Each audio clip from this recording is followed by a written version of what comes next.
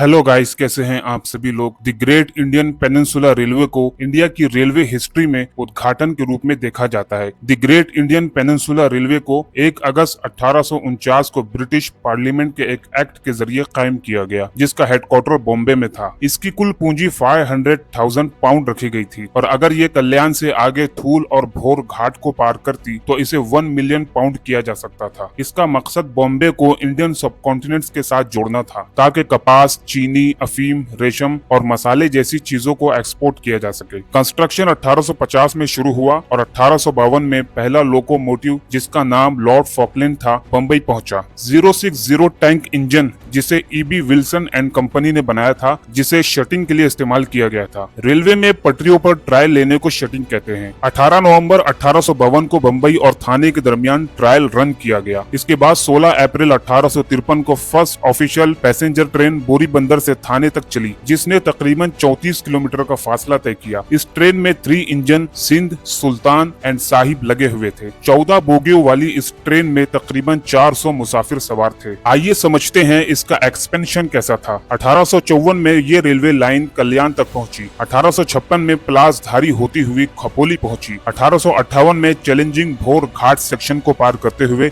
इसे पुणे से जोड़ा गया। 1861 से 1865 के दरमियान थूल घाट के जरिए इसे इगतपुरी तक ले जाया गया। 1870 में the great Indian peninsula railway ने बम्बई को कलकत्ता से जोड़ा। ये रूट हावड़ा, इलाहाबाद और मुंबई लाइन का हिस्सा बन गया। 1925 में इसने इंडिया की फर्स्ट इलेक्ट्रिक रेलवे लाइन शुरू की, जिसने बॉम्बे के विक्टोरिया टर्मिनस से कुर्ला तक 16 किलोमीटर का फासला तय किया। इस रेलवे का इंतजाम 1 जुलाई 1925 को ब्रिटिश गवर्नमेंट ने अपने हाथ में ले लिया। भारत में कलकत्ता सबसे पहले रेल लाने की दौड़ में था। ईस्ट इंडियन रेलवे के लिए कलकत्ता से दिल्ली तक सर्वे 1945 से 1946 तक किया गया, लेकिन हावड़ा से रानीगंज तक रेलवे कंस्ट्रक्शन को 3 साल बाद मंजूरी दी गई। बम्बई और हावड़ा के लिए इंजन और गाड़ियां इंग्लैंड से मंगाए गए। HMS गोडविन को गलत दिशा में ऑस्ट्रेलिया भेज दिया गया। हावड़ा के लिए माल ले जा रहा एक जहाज सैंड हिट्स में डूब गया। बम्बई और कलकत्ता में रेस लगी हुई थी कि सबसे पहले ट्रेन किसके शहर में आएगी। इसी बीच ईस्ट इंडिया में एक मसला खड़ा हो गया। रेलवे लाइन को चंदन नगर से जोड़ना था और वहाँ फ्रांस का कब्जा था। फ्रांसीसी हुक्मरानों के साथ इस मसले के हल में काफी वक्त लग गया और बम्बई ने रेल लाने की दौड़ में कलकत्ता पर बाजी मार ली। अंग्रेज के जाने के बाद 5 नवंबर 1951 को the great Indian peninsula railway को सेंट्रल रेलवे में मिला दिया गया और अब ये इंडियन रेलवे नेटवर्क का एक अटूट हिस्सा बनकर रह गया है। इसकी कोशिशों ने भारत में एक बहुत बड़े रेलवे नेटवर्क की बुनियाद रखी, जिससे भारत की इकोनॉमी में तरक्की हुई और दूसरे इलाकों तक रसाई आसान हुई। The great Indian peninsula railway के 100 से भी ज्यादा तारीखी दस्तावेजों को डिजिटलाइज किया जाएगा ताकि इसे आने वाली पीढ़ियों के लिए महफूज किया जा सके।